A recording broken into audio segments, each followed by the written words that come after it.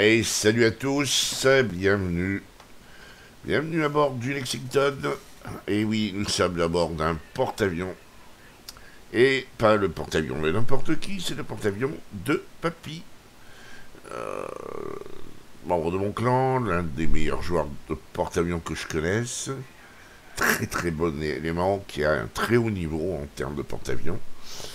Et il nous envoie cette bataille qui de son aveu même, semble être sa meilleure partie en Lexington. Alors Lexington, hein, l'arbre technologique américain, le porte-avions, rang 8. Et comme beaucoup de très bons streamers et de très bons joueurs de porte-avions, à qui j'ai pu poser la question, le Lexington est l'un des navires préférés de Papy. Comme beaucoup de très bons joueurs de porte-avions, adorent le Lexington. Voilà, allez, un incendie sur le Hwang-hae, sortir le Hwang-hae dont ne paraît pas possible. Vous voyez là, l'entière du Hwang-hae est assez phénoménale. Hein. Je rappelle que le Hwang-hae, pour information, c'est un artémisien, c'est-à-dire que c'est un anglais passé sous pavillon japonais, chinois. Il se trouve que les Chinois ne l'ont jamais fait naviguer. Il était au port, acheté par la Chine nationaliste. Il a été saboté par les communistes. Une fois que la révolution a été terminée, les communistes ont remis à flot, mais ne l'ont jamais utilisé autrement comme un ponton flottant. Il n'avait plus assise pour pouvoir naviguer. Regardez un peu la misère qu'il lui a mis. Hein. Il lui a enlevé 11 000 points. Hein. Et c'est lui, hein. C'est clairement lui, hein, qu'à voir. Hein. La différence. Et boum. Alors, 4000 points de plus. Deuxième passage, il n'a pas peur. Hein. Il continue à être sous le feu de l'entière du Hwang-hae. Et il fait un deuxième passage. Et là, il refait. Il a enlevé 17 000 points, un navire qui en a 24 000. Bon. Le prochain passage pourrait être le bon. Il part au bomber. Alors, le Lexington est un porte-avions américain. Donc, comme quasiment tous les porte-avions américains, ce sont des bombes HE. Là, vous avez qui vient de délester une de ses escadrilles pour mieux rentrer en port. Donc, il ne pourra faire que 2 passages. Alors, évidemment, tout le monde s'est mis sur le pauvre Hwang-hae. Papy ne le finira pas. Alors du coup, il va se mettre sur le Guépard. Méfiance, hein. Le Guépard a une... Comme tous les les DD a une bonne petite entière. Voilà, il commence à faire des dégâts. Et là, bombardier en piqué. Boum. 3000 de moins, plus un incendie que le Guépard va tout de suite éteindre. Vous voyez comme il tourne très sec et plonge tout de suite. Le Guépard n'a pas le temps de changer de direction réellement et rebolote et 2 incendies cette fois. Donc maintenant, bah, ça va brûler tout doucement à bord du malheureux DT français. Je compatis, hein, mais d'une certaine manière, je suis pour Papy. Vous comprendrez que c'est un membre de mon clan. Donc je suis pour lui. Et maintenant, il n'y a pas de raison. Pas de jaloux, on part sur l'autre aile. Rappelez-vous, si vous testez, vous essayez en porte-avions, rappelez-vous qu'il faut jouer des 2 côtés pour être parfaitement efficace. Un joueur de porte-avions qui reste sur le même flanc n'est pas efficace du tout. Là, vous avez vu aussi comme il a bougé, il s'est rapproché du centre et il a mis 3 torpilles au but. On en est à 43 000 et un flood mais qui a été éteint tout de suite. Par contre, il s'est rapproché ici de la passe. Alors c'est dangereux parce qu'il a approché son navire aussi de la passe. S'il y a un fou furieux qui veut passer là, et voilà, le guépard, tout simplement. Le guépard. Là, il a allégé son... Il a tiré volontairement dans l'eau, hein. C'est pour pouvoir avoir plus que 2 passages. Il faut qu'il sorte le guépard, parce que le guépard va le rocher et va venir le chercher hein, de l'autre côté de la place. Allez, il n'y a pas lieu de... Là, oui, non, il faut pas faire le... Le guépard est parti pour le rocher. Intéressant. Du coup, il a fait demi-tour, logique. Et il a reparti avec les roquetteurs. Alors, le Perse vert a envoyé une vague de torpilles sur le guépard. Le guépard ne s'en sortira pas. Le Perse est un navire avec une cadence rapide. Vous voyez, le guépard ne s'en sortira pas avec papillon plus sur le dos. Boum. 48 000. Le guépard ne parviendra pas à revenir sur... il tente de lui tirer dessus, évidemment. Mais qu'il cherche surtout à sauver sa vie, parce que là, vous voyez, le Perse... Le Perse qui joue à la torpille, c'est juste un manque de respect au guépard. Surtout qu'il a complètement foré ses torpilles. Un peu... Bon, voilà, quoi, il a gâché, mais c'est pas grave, il paye pas les torpilles. Allez, on s'attaque au King George. Les interventions de papillon, pour l'instant, étaient assez musclées. Mais vous remarquerez que les 2 navires qu'il a visés, 2 sur 3 des navires ont été coulés. Il s'est focalisé sur le guépard coulé, et un peu avant, le Wang est coulé. Ça fait 2 navires, il y en a 3 de coulés chez les rouges. Donc c'est la preuve que, voilà. Vous laissez Papy faire les dégâts, puis vous lui volez le kill. Voilà, c'est ce qu'il faut faire. En gros, c'est à peu près ça. Enfin, je connais Papy, hein, c'est le genre de truc dont il a strictement rien à faire. Il court pas après les kills. Lui, ce qui l'intéresse, c'est la moyenne de dégâts. Il faut qu'il tienne une haute moyenne de dégâts. Il ne peut pas se permettre d'être en dessous. Là, c'est quand même une chose que je ne voyais pas faire. Vous voyez, vider, voilà, balancer ses torpilles. Bon, quand je recevais régulièrement comment dirais-je, des vidéos de lui, je ne le voyais pas faire ça. Je ne crois pas me rappeler qu'il ait fait beaucoup. Là, il a l'air de le faire systématiquement. Il a peut-être une excellente raison à ça. Hein. Attention. Est-ce que c'est cantonné à cette bataille? Est-ce que c'est une nouveauté, un nouveau genre qui se donne? Je sais pas. Allez, le King George va s'en prendre au moins 2. Papy se retourne pour voir l'effet de ces torpilles. Elles sont belles. Hein. Peut-être même les 3, ouais. 1, 2, 3 torpilles au but et un flood. Voilà. Lui, il met les 3. Hein. Moi, j'aurais mis qu'une. Et encore. Elle aurait peut-être pas fait des dégâts. Ah, lui, il a le... Je sais pas comment il se débrouille, mais c'est terrifiant d'être capable de mettre 3 torpilles. Allez, il y a encore 2 autres torpilles qui sont arrivées au but. Le King George, c'est très mal. Il est à 8 torpilles, 2 voies d'eau, et 5 incendies, et 97 000 de dégâts. Par contre, la voie d'eau s'est fait arrêter tout de suite, donc on passe à autre chose. Il y a un navire vert, regardez la minimap. Un navire vert qui, voilà, vient de se faire couler. Un peu le Perse, justement, qui était passé au centre. Et qui s'est fait avoiner. Il y avait 3 navires qui attendaient. Allez, il s'attaque au Bismarck. C'est vrai qu'il faudrait peut-être qu'il fasse un kill. C'est quand même moche qu'il fasse pas de kill. Il le mérite. À mon avis, là, le Bismarck est quasiment à l'arrêt. Les torpilles. Il va se les manger. Voilà, 3 torpilles et un Bismarck de moins. Et là, on remet ça sur le Tirpitz. Alors, un Tirpitz qui est totalement au fond de cours, contre le rebord de map. Voilà, quoi, je veux dire. Ce gars-là ne sert strictement à rien.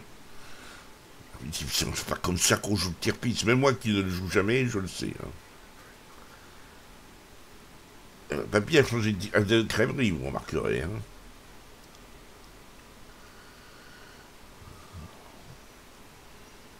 Ses avions partent sur B, mais lui, il est quasiment à l'entrée de A, et il est en train de faire demi-tour à son porte-avions.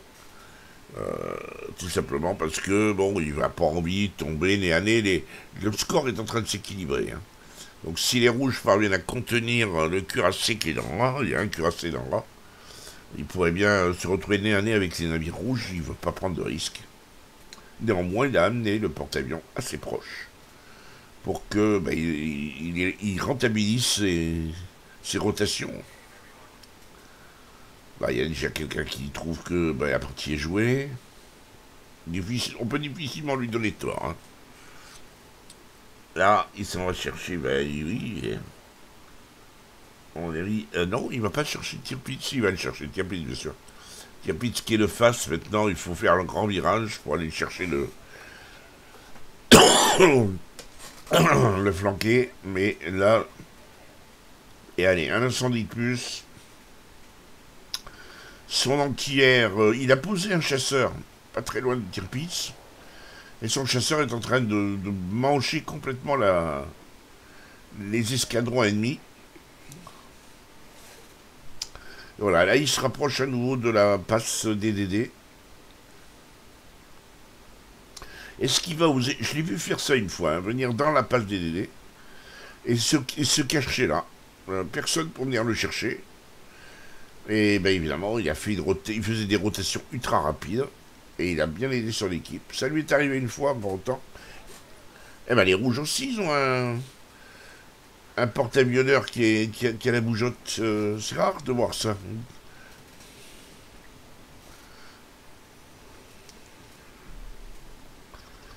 Alors qu'il y en a un qui est en train de s'en prendre au York. En estimant qu'il est totalement inutile.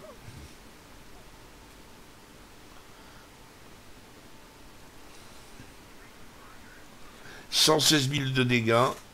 C'est pas mal, hein. Là, il fait le tour, il va aller chercher à me mettre... Mais le joueur du Tirpitz joue pas mal le coup. Hein. Allez, non, ça... je pense pas qu'il ait plus le temps de lancer. Oui, il a lancé ses torpilles. Je sais pas si... Non, je crois pas. Je crois qu'il a... Si, il a lancé, voilà, 2 torpilles au but d'une voie d'eau. Homme de peu de foi que je suis. 125 000 de dégâts, et là, ça risque de s'accumuler. Parce que le Tirpitz, voilà, quoi. Allez, on attaque l'Impeccable. À la bombe, s'il vous plaît. Bon. Un incendie quand même, mais pas de... Une seule bombe à toucher. C'est pas gênant. On est à 144 000 de dégâts, c'est beaucoup. En tout cas, moi, je chavirerais de bonheur. Là, il y a tourné, et il y a le cyclone qui arrive. Donc là, c'est vrai que... Torpille de l'Impeccable, qui est arrêté, l'Impeccable.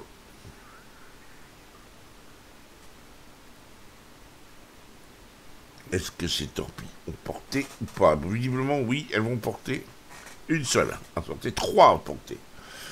3 à porter, on est à 158 de dégâts. Il est déchaîné, Papy, cet après-midi. On est un dimanche après-midi, mais il est déchaîné quand même. Allez, hop, bomber maintenant. On va essayer de mettre un incendie. Et un incendie de plus. Est-ce que cet incendie va brûler? Ouais, il brûlera un petit peu. Alors, je s'est arrêté. On n'a pas fait grand chose de dégâts, par contre, là maintenant. Vous remarquerez qu'il n'utilise plus cette capacité à se débarrasser d'une escadrille. C'est vrai que là, il attaque avec des escadrilles très amoindries. Donc là, voilà, l'Impeccable bougé par le Massachusetts. Il reste plus que 2 navires. Tirpitz et Amagi. Et voilà le Tirpitz.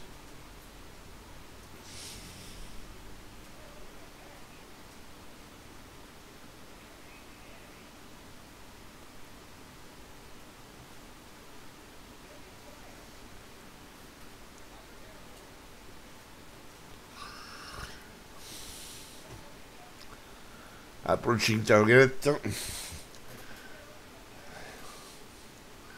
La Maggie qui s'en prend encore une avec un incendie. On est à 173 000 de dégâts.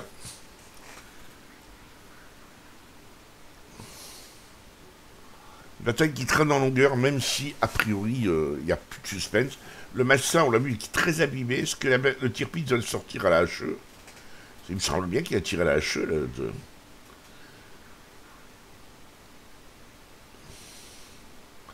C'est vrai que Papy a tout intérêt à aller dans le Massa, même si, bon, encore une fois, le suspense. Hein.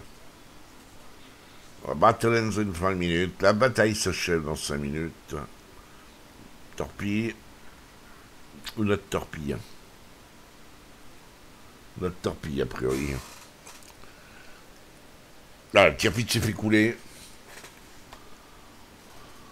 Et Papy maintenant se rapproche, il a localisé la Maggie, il essaie de ramener 3 torpilles au but, si vous voulez, et voie d'eau, et il obtient soutien.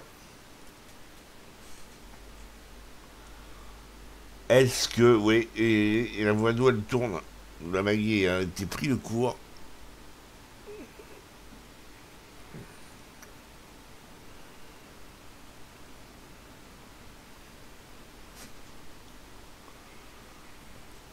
Alors, fini avec la Maggie. Ça, c'est des buts comme ça qui rappellent la Deuxième Guerre mondiale. Elles sont superbes comme buts. On sent qu'il y a du boulot derrière.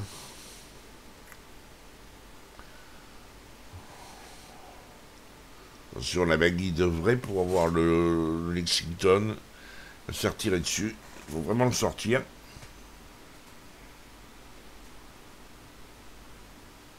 Hum.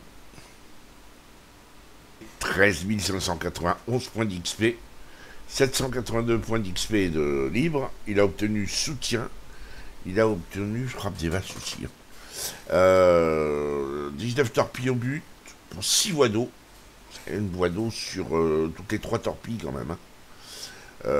11 bombes ont touché pour. Non, 19 bombes ont touché pour 11 incendies. On est dans un ratio assez similaire. C'est très optimisé tout ça. Hein. Il finit premier avec 2333 points d'XP de base. C'est énorme.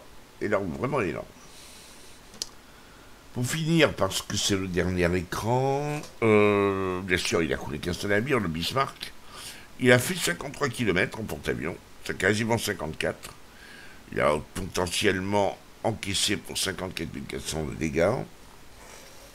Ce qui est beaucoup. C'est beaucoup. Mais non, c'est très peu. Imaginez-vous. L'ami, il n'a pas arrêté de chicoter. Il avait la bougeotte. Et il a trouvé le moyen de ne pratiquement pas prendre de dégâts. En termes de bombes, 38 larguées, 19 ont touché, 1 sur 2, 41 000 de dégâts. Les torpilles, 43 larguées, 19 ont touché. On est à un peu moins, on est sensiblement à 1 sur 2. C'est un joli ratio. 77 000 de dégâts. 296 roquettes, ce qui nous fait presque 300. 157 ont touché. En d'autres termes, 1 sur 2 pour 58 000 de dégâts. Il a mis 32 000 de dégâts à l'inondation et 12 000 à l'incendie. Enfin, les dégâts infligés aux chasseurs, la défense antiaérienne 3003, les chasseurs eux-mêmes 6008. Voilà, c'est propre, comme on dit maintenant. C'est une belle... oui, c'est bien joué, il n'y a rien à dire. Qu'est-ce que vous voulez que je vous dise? C'est Lady Lex. Papy à bord de son Lady Lex. Je vous avais dit que Lady Lex était de retour. Voilà, on sait pourquoi maintenant. J'espère que cette vidéo vous aura plu, que vous aurez pris du plaisir, même si vous n'êtes pas un joueur de porte-avions. Ça vaut le coup. Il faut ouvrir son esprit à d'autres expériences. Et ben, je vous dis à très bientôt, si vous le voulez bien.